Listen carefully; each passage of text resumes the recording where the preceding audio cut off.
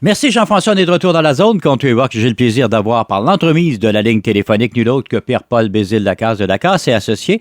Mon cher Pierre-Paul, bonjour. Bonjour Denis.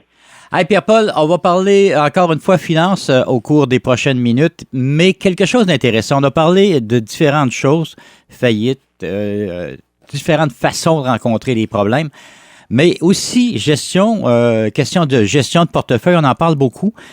Mais une gestion de portefeuille, quand tu es célibataire ou quand tu es en couple, c'est deux mondes qui sont totalement différents, là. Oui, c'est deux mondes qui sont quand même différents. Puis c'est un article de la presse qui m'a fait penser de parler de ça. Dans l'article de la presse, il y avait des petites statistiques. Il y en avait des plus intéressantes que d'autres, là. Notamment 34% des célibataires placent moins de 25 $ par mois en épargne, alors que pour les couples, c'est 27%. Fait qu'il y a une petite différence, mais déjà, on voit qu'une grosse partie de la population, à peu près le tiers de la population, qui réussit pas à placer au moins 25 $ par mois d'épargne. Donc, on parle de gens qui réussissent pas à épargner, là, carrément. Puis quand on parle aussi d'économie accumulée avec le temps, ben on parle de 29% des célibataires qui ont accumulé moins que 5 000 $ d'économie, puis 19% des couples. Donc là, il y a une différence un peu plus marquée. Donc les couples réussissent un peu plus à économiser. Puis ça m'a fait aller chercher différentes autres. J'ai essayé de voir les différences principales là, qui causent ça. C'est sûr que dans mon bureau, je vois beaucoup de différences entre les célibataires et les couples, mais j'allais voir des chiffres là, réels pour voir sur quoi on s'appuie. Et évidemment, la grosse différence, c'est le coût du loyer. Si on prend là, on compare, exemple, un loyer, une chambre pour un célibataire, là, on parle d'une moyenne de coût là, au Québec là, de presque 2000 $, puis une moyenne pour deux chambres pour chacun des individus, ça revient à 1170. Fait qu'on est quasiment à la moitié du coût. Fait qu'évidemment, quand on a un appartement puis qu'on rajoute une chambre, deux chambres, trois chambres, ben on triple pas le coût à chaque fois. Ouais. Donc le fait d'occuper un plus grand espace avec plus de monde, ben on rentabilise l'espace aussi. Donc, c'est sûr que le plus gros enjeu pour les célibataires, c'est ça, c'est que on peut pas acheter en gros. Fait qu'évidemment, il y a une différence de coût au niveau de la nourriture.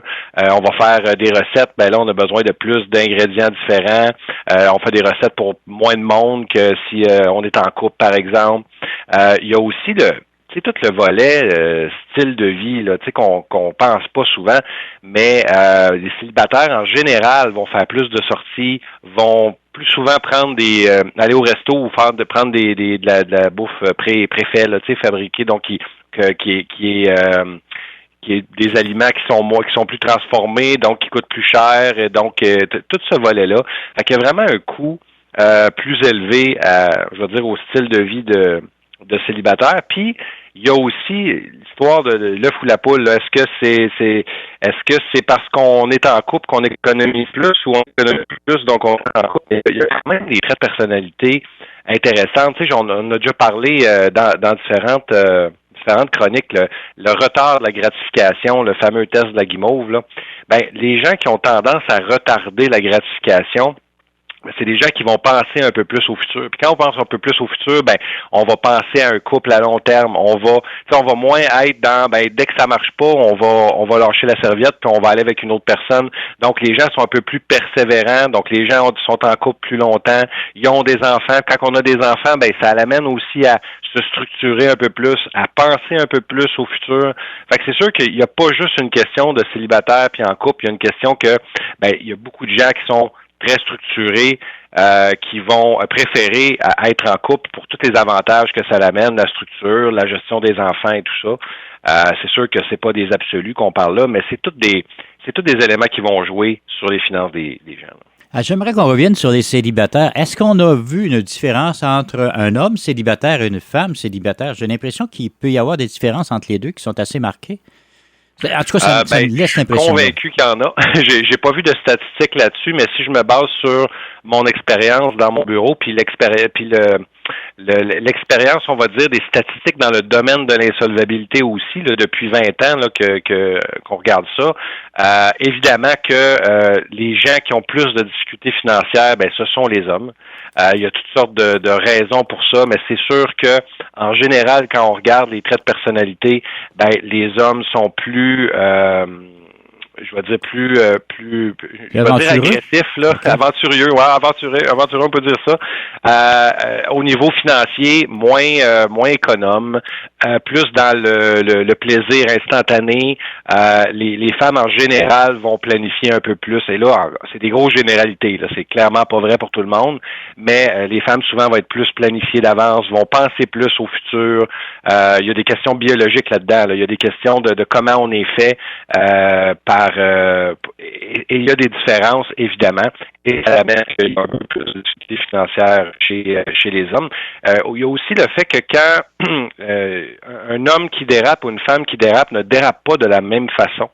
Et il y a beaucoup de comportements chez les hommes dans tout ce que moi je vois comme des dérapages. Par exemple, on se sépare puis on perd le contrôle.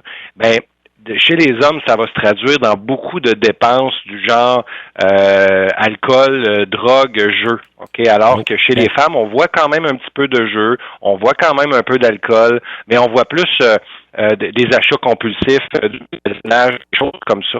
Donc, c'est pas la dérape n'a pas la même violence, on va dire ça comme ça. Okay. Dans les gens, en tout cas, que moi j'ai pu voir, là, depuis dans les 20 dernières années. Là.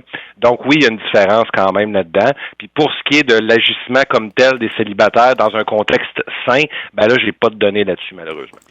L'autre question qui me vient instantanément à la tête, est-ce que le revenu de l'homme est toujours plus haut que le revenu de la femme? Est-ce que c'est encore vrai, cette réalité-là? Cette ancienne réalité-là est-elle encore réelle aujourd'hui? Oui, c'est encore vrai, mais tu sais, ce qui constitue la différence, c'est encore là, c'est beaucoup plus une question de personnalité puis de différence de vie. Ce qui est le gros facteur, la grosse différence entre les hommes et les femmes, là, c'est la charge des enfants. C'est la grosse différence. On est encore dans un monde où la majorité du temps dans un couple, la femme va plus s'occuper des enfants. Et quand je dis des enfants, là, je dis tout ce qui est alentour de ça. Fait qu'il y a des choix de couple qui sont encore plus orientés dans cette direction-là. Il y a toutes sortes de raisons de société là-dedans, mais il y a aussi des raisons biologiques que les gens, des fois, aiment moins parler. Mais, tu sais, il y a des classiques, là, comme exemple, les femmes, en général, sont hypergames. Donc, ils vont vouloir se matcher avec quelqu'un qui a un statut socio-économique équivalent ou supérieur.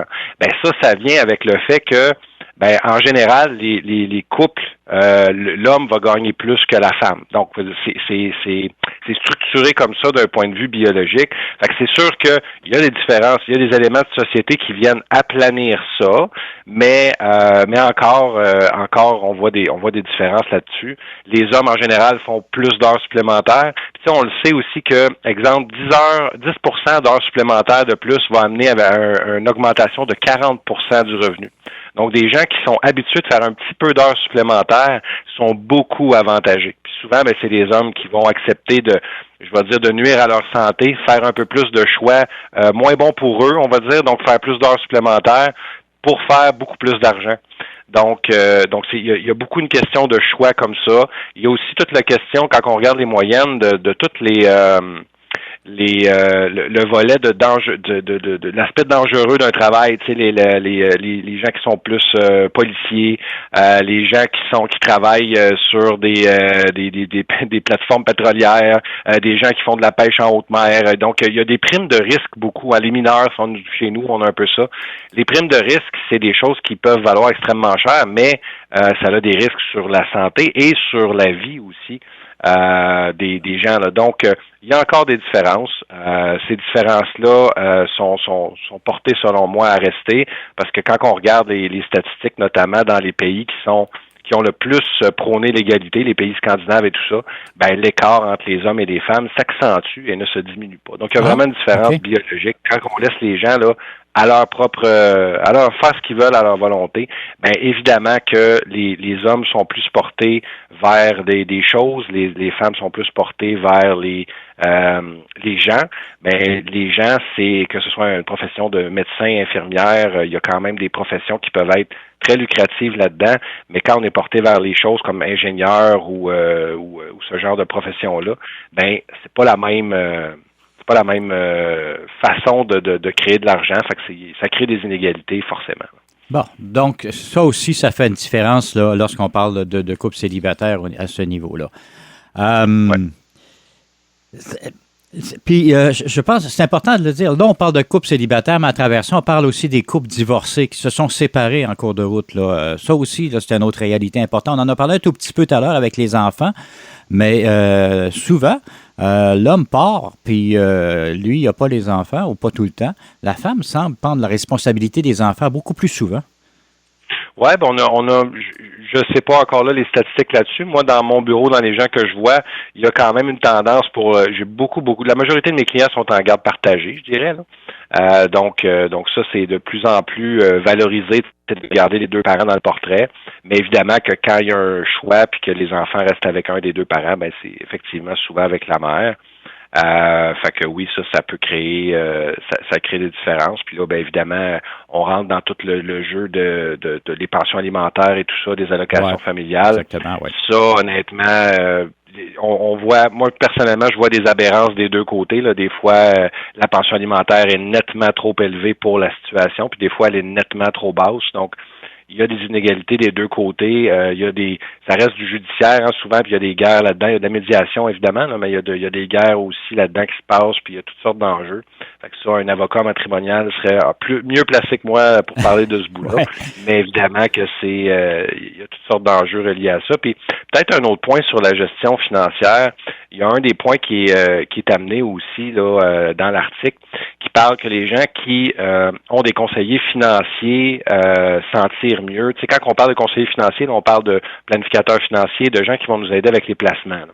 Bien, évidemment que si on a quelqu'un qui nous accompagne, peu importe dans quelle sphère de notre vie, là, que ce soit un psychologue, un intervenant, un thérapeute, un planificateur financier, n'importe qui nous accompagne, bien, en général, on a des meilleurs résultats parce que juste le fait d'avoir quelqu'un avec nous, comme exemple un planificateur financier, qui nous sensibilise à mettre de l'argent de côté à tous les mois, par exemple, qui nous fait des calculs sur comment ça va se répercuter à la retraite, ben juste ce volet-là va nous amener tranquillement à vouloir économiser plus puis à avoir un objectif de fixer en avant de nous. Puis si c'est clair puis qu'on a un objectif puis qu'on sait pourquoi on fait ça, c'est beaucoup plus facile de le faire. Si on n'a pas de plan, ben c'est plus dur de dire tiens, je vais mettre de l'argent de côté dans un but inconnu. Là, tu sais. Donc c'est important de faire cette planification-là aussi. À quelque part, ça prend des motivations, autrement dit.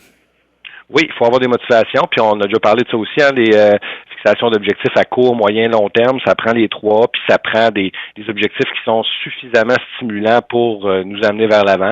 Il y a des gens que la planification de la retraite va être amplement suffisante pour stimuler, mais il y a beaucoup de gens que c'est vraiment pas assez. Fait que là, il faut avoir des projets, faut être capable de s'imaginer vers quoi on s'en va avec cet argent-là. Et là, ben on peut créer de la richesse avec le temps. Et évidemment qu'on le sait, là, les gens qui sont capables de retarder la gratification, mettre de l'argent de côté pour le futur, ben c'est les gens qui s'en sortent le mieux dans leurs finances, dans leurs relations, dans leur carrière. Donc, il y a vraiment un avantage à développer ces caractéristiques-là. Ah, c'est réflexe, ça, c'est important. Pierre-Paul, c'est déjà tout le temps qu'on a. On donne les coordonnées pour vous rejoindre, mon cher. Oui, les gens peuvent nous joindre au 1844-LACASSE, peuvent nous écrire à info@lacassesyndic.com ou peuvent aller sur notre site Internet ou notre Facebook, notre LinkedIn, Lacasse et Associés. Génial. Pierre-Paul, encore une fois, merci beaucoup d'avoir pris le temps de venir jaser avec nous. On se donne rendez-vous la semaine prochaine. Oui, c'est bon.